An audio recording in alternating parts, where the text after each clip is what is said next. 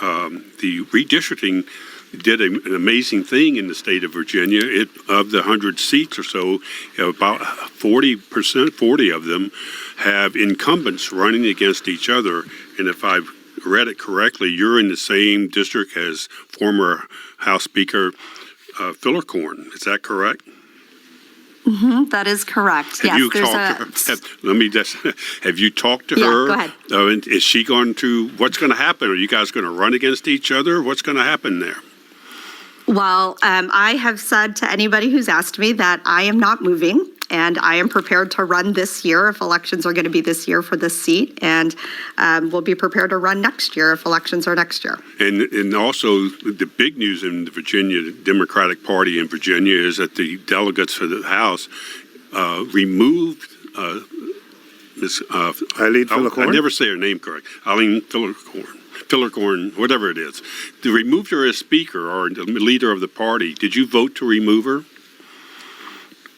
I support making sure that we have leadership in our caucus that is open to diverse perspectives, whether that's differences on policy or differences geographically. We are, want to make sure we're taking into account the concerns throughout the Commonwealth and that leadership that has a bold vision for us to move forward and to also win back the majority. Okay, so I don't know what that means. Does that mean you voted yes or no? Was it a secret vote, I think? Was it a caucus vote? It was a secret vote. And you don't want to say whether you voted to remove Eileen Fillercorn. Okay.